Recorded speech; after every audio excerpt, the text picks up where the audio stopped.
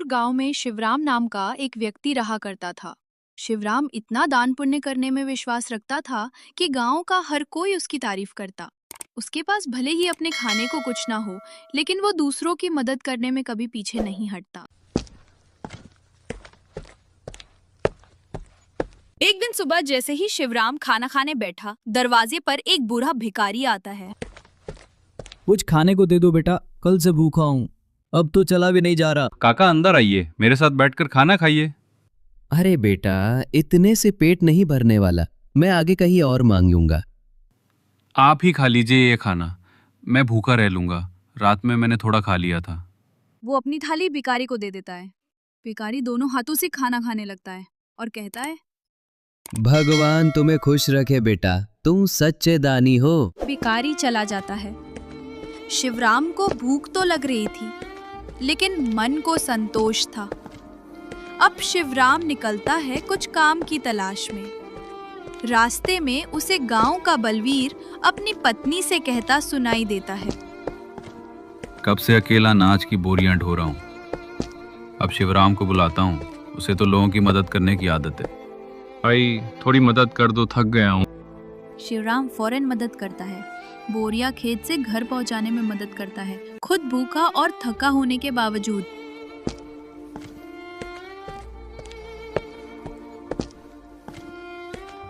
शाम को वो उधार पे राशन लेता है और खाना बनाता है।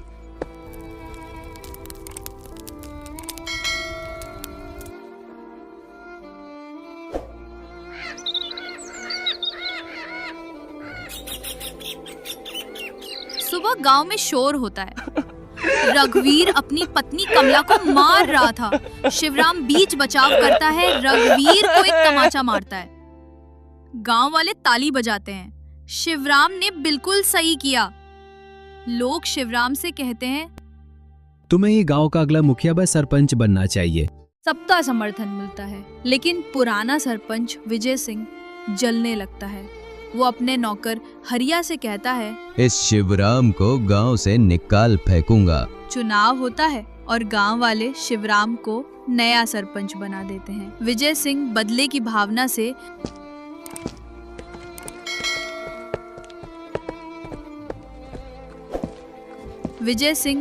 भावना से राशन में मिलावट करवा देता है।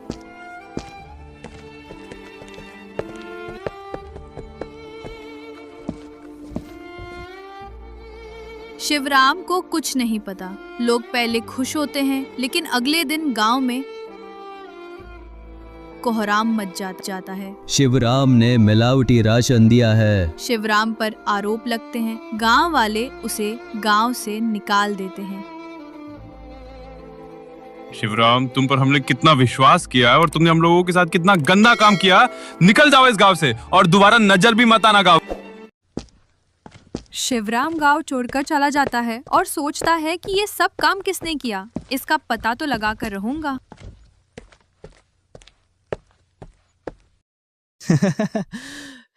बड़ा आया था गरीबों का मसीहा बनने। अब उन्हीं लोगों ने ढक के मरकर निकल दिया गांव से। विजय सिंह खुश होता है।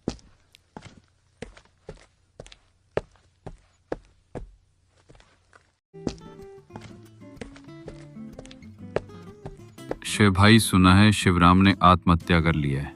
हाँ भाई, मैंने भी सुना है शिवराम ने आत्महत्या कर ली है। विजय सिंह खुश हो जाता है। अब रास्ता साफ है। पर कुछ दिन बाद अंधेरे शाम में शिवराम खुद सरपंच विजय सिंह के दरवाजे पर आता है। मालिक, ये शिवराम का भूत है। और वहां से भाग जाता है। तुझे क्या चाहिए?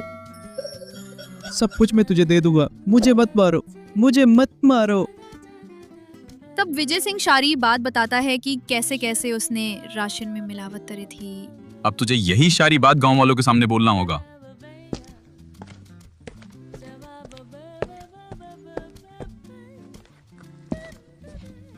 इस तरह डरा हुआ सरपंच गांव वालों को इकट्ठा कर कबूल करता है, मिलावट मैंने और हरिया ने की थी। शिवराम निर्दोष है। गांव वाले शर्मिंदा होकर शिवराम से माफी मांगते हैं। विजय सिंह को गांव से निकाल दिया जाता है और शिवराम को फिर से गांव का सरपंच बनाया जाता है।